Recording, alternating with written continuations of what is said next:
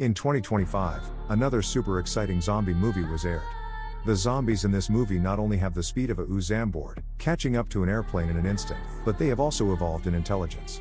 They can use their sense of touch to track prey from a great distance. The person still knows how to use tactics to break through the strong fortress of the human mind. Without further ado, let's start with the movie's plot. A boy is watching cartoons inside the house when suddenly the TV loses signal. On the screen, an emergency alert quickly pops up. A mysterious epidemic is spreading worldwide. Those infected either turn into bloodthirsty, crazed zombies within minutes or after a few days of incubation. The infection spreads at an incredibly high rate, and many cities are continuously ravaged by the outbreak. The boy, who had been watching intently, suddenly hears a noise from downstairs.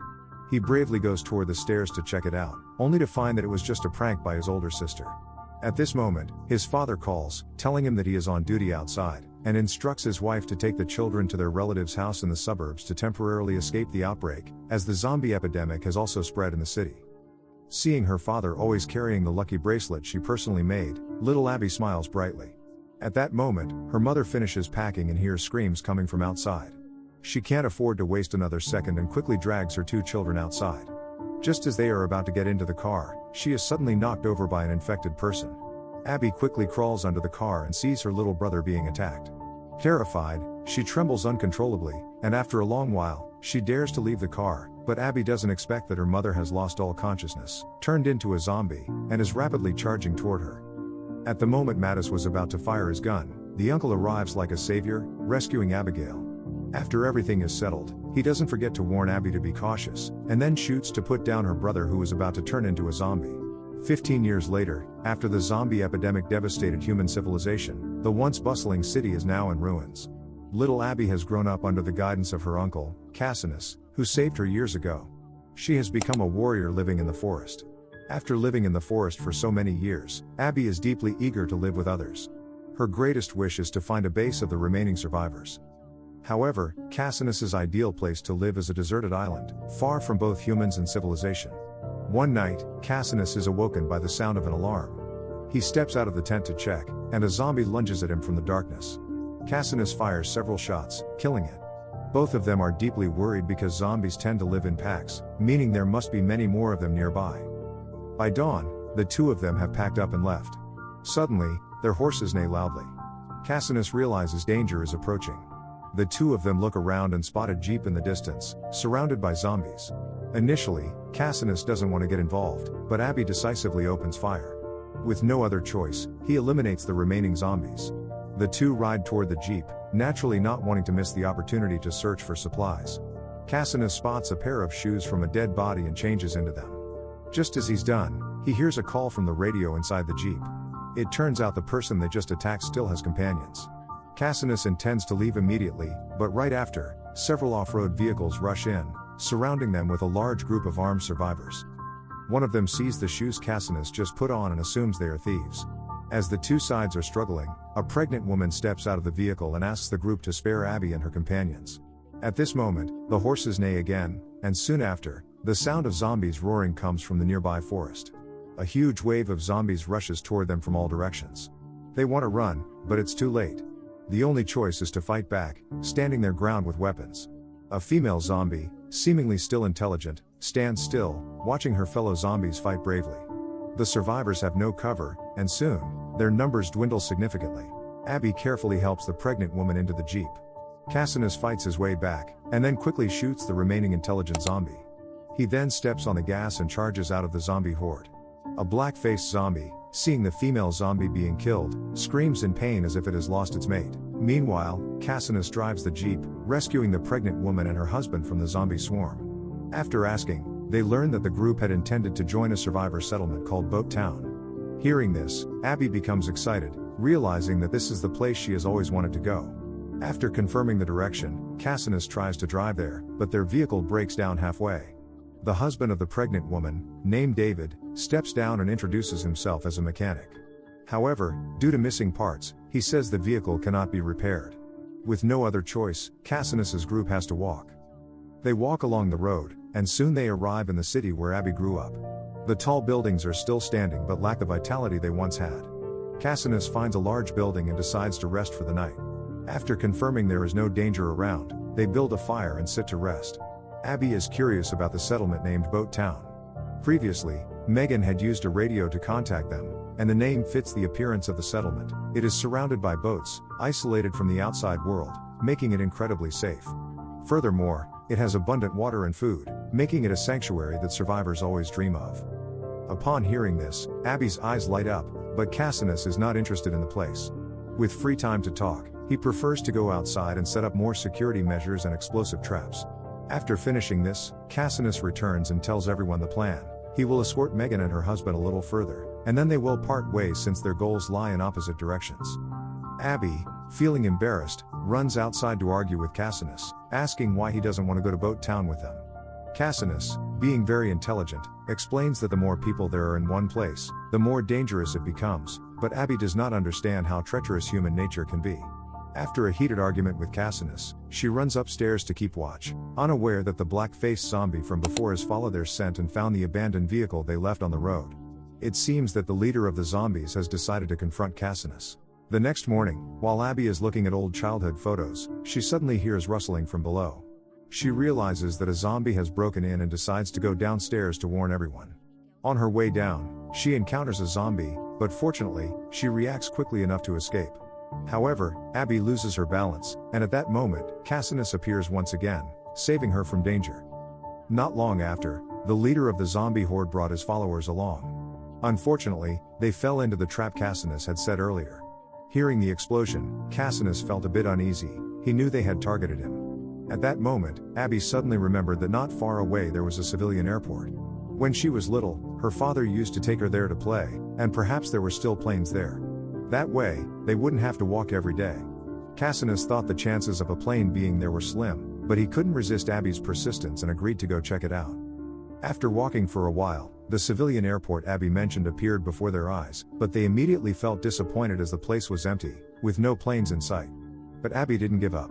She asked her father to buy a space for a dedicated airplane, and now it had become a barren land, looking mysterious. After using an old method to open the door, they found her father's small plane still there. Abby was thrilled, she could finally show off in front of Cassinus. These planes hadn't been used for a long time. David said they needed to check them, while Cassinus and Abby took charge of keeping watch from above. Just as they were settling in, they saw a sea of zombies rushing toward them. Cassinus quickly ran over and warned Megan and her husband that they had to board the plane within 3 minutes. They no longer cared whether David had finished the repairs. Seeing the zombies getting closer, Abby remained calm and, relying on her vague memories, unexpectedly managed to start the plane. But at that moment, several zombies were closing in, running with the speed of sprinters, trying to block the plane's path. Cassinus shot and killed the zombie that had climbed aboard. Abby finally understood the flight process and gently lifted the plane into the sky. The black-faced zombie looked up at the sky, his expression very complex. On the plane, everyone was smiling, knowing they would soon reach Boat Town. But just a second later, the plane's tail suddenly began smoking, and it nosedived toward the ground. Fortunately, they were lucky enough, the plane fell from a moderate height and was cushioned by trees, so all 4 passengers were only injured. The plane, however, was no longer usable, and they had no choice but to continue on foot. After walking for a while, they reached an abandoned train station. After confirming there were no zombies nearby, Cassinus decided to rest there for the night. The harbor and Boat Town were at opposite ends of the road, but the 4 of them could still continue traveling together for a while. After putting his wife to sleep, David went outside the train car and pulled down his pants, revealing a horrifying wound. It turned out that he had been bitten by a zombie not long ago. David knew he would eventually turn into a zombie, so he planned to end his life, but thinking of his wife, he abandoned the idea. The next morning, Cassinus noticed that something was wrong with David. When no one was paying attention, Cassinus pulled up David's pants and found the bite wound. But since Abby was ahead, constantly urging them to hurry, he reluctantly decided not to kill David right away. As night fell, the group accidentally discovered a farmer's house in the distance. Cassinus quietly took out his gun and approached. Suddenly, a loudspeaker outside blared a warning. After confirming there were people inside, Abby walked straight to the door and assured them they meant no harm. When the homeowner realized there was a pregnant woman in their group, he immediately relaxed his guard. After confiscating all the weapons, the old man warmly invited them inside. To their surprise, the homeowner had installed a solar power system and a rainwater filter. Finally, Abby got to take a hot shower and enjoy a delicious meal. Cassinus charged his laptop, which contained a photo of him with his wife, including one of her when she was pregnant.